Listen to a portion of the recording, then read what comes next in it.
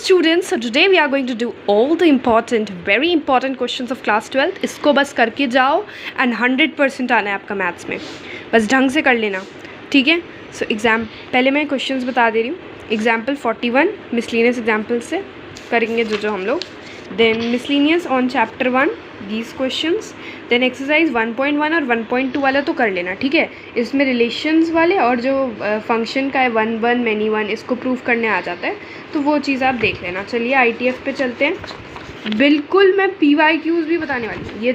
ये जो जितने भी ग्राफ्स दिख रहे हैं ना मेरे, अभी मैं देकर आई हूँ 2025 में बोर्ड एग्ज़ाम, तो उसमें आ जाता है, ठीक है. सो ये ग्राफ्स बहुत इंपॉर्टेंट है, इनको देख लेना, ठीक है. देन ये सब बहुत इंपॉर्टेंट है, ये ग्राफ्स वगैरह जितने ग्राफ्स हैं वो अच्छे से कर लेना, ठीक है, जितने ग्राफ्स दिख रहे हैं. देन ये वाला जो टेबल है आपका पेज नंबर 40 पे, वेरी इंपॉर्टेंट लिख रखा है मैंने, ये देखिए इंपॉर्टेंट लिख रखा है मैंने, ये समझ जाना इंपॉर्टेंट है. देन आपको ये कन्वर्जन्स बहुत पता होना चाहिए. Sine inverse of minus x क्या होता है, minus sine inverse x. Cos inverse of minus x क्या होता है, pi minus cos inverse x. Tan inverse of minus x क्या होता है, minus tan inverse of x होता है.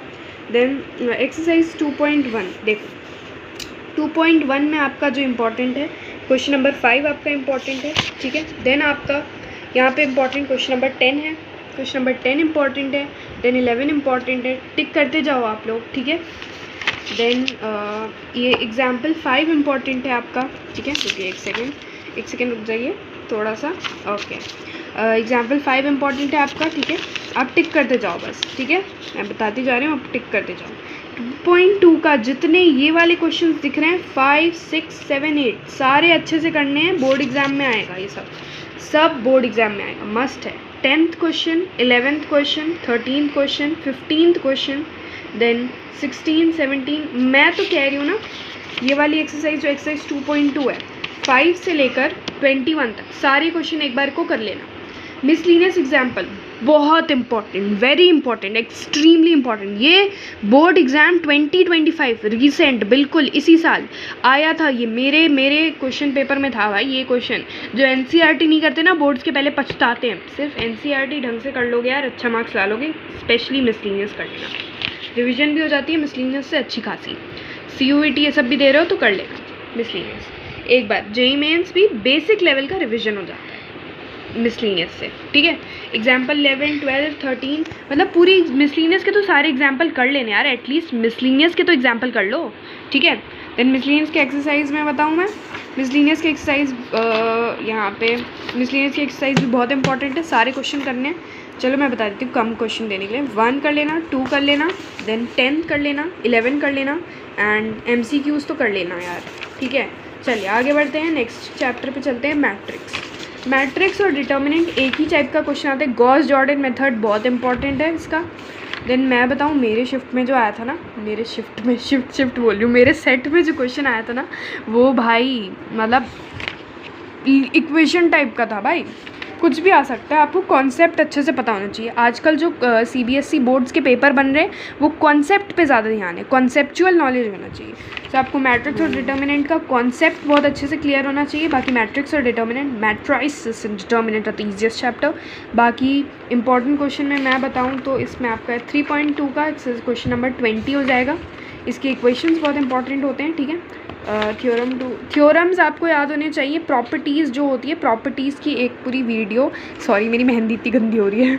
ओके, तो 3.3 में आपको क्वेश्चन 7 का सेकंड पार्ट कर लेना है, 10th का सेकंड पार्ट कर लेना है, ठीक है. मतलब छूटते हैं ना मेहंदी तो गंदा लगता है.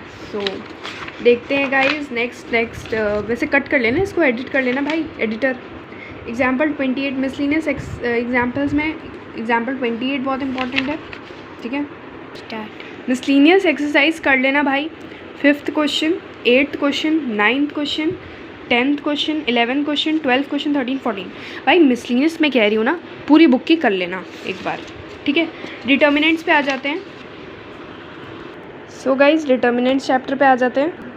कॉन्सेप्चुअल नॉलेज, और आपको अच्छे से बुक के सारे क्वेश्चंस पहले पता होने चाहिए.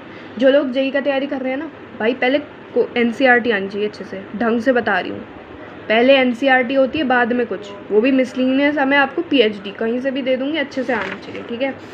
डिटर्मिनेंट्स में आपको मैंने बता दिया, गॉस जॉर्डन मेथड से, गॉस जॉर्डन मेथड जो होता है ना, मैट्रिक्स मेथड जिसको कहते हैं, वो ढंग से कर लेना भाई, उससे ही क्वेश्चन आते हैं, ठीक है।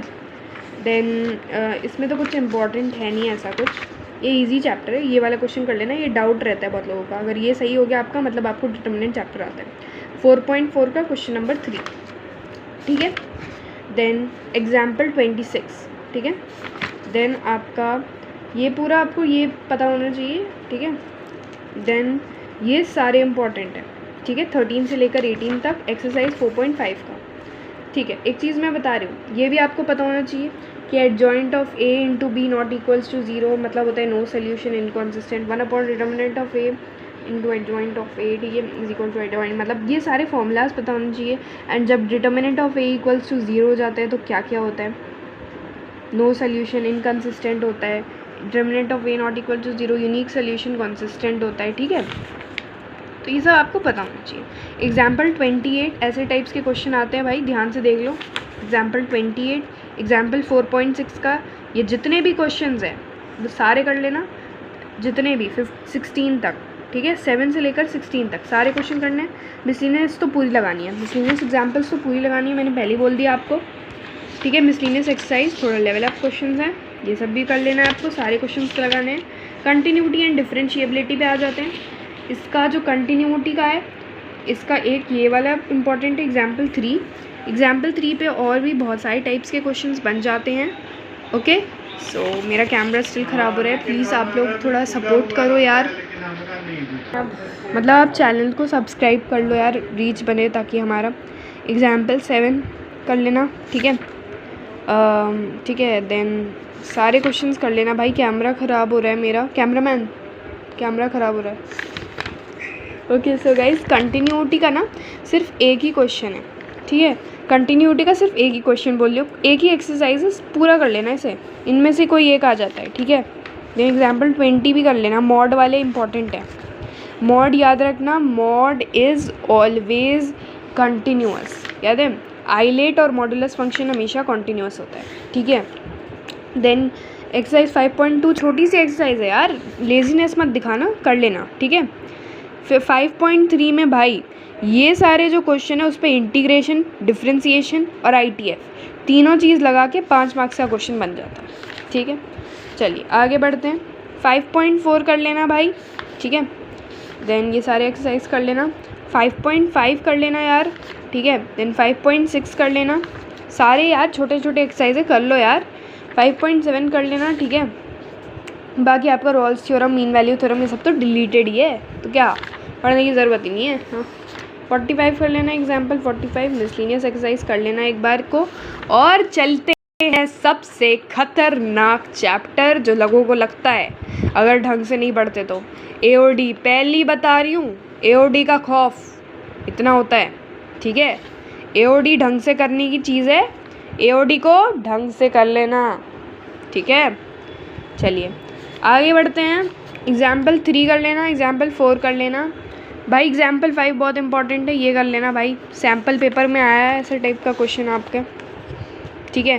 देन यहाँ पे जो एक्सरसाइज 6.1 का 8 से लेकर जितना 16 क्वेश्चंस है सारे कर लेना, एग्जाम्पल 8 कर लेना भाई, ठीक है। देन एग्जाम्पल 13 कर लेना, देन 12 कर लेना, ओके। एग्जाम्पल 12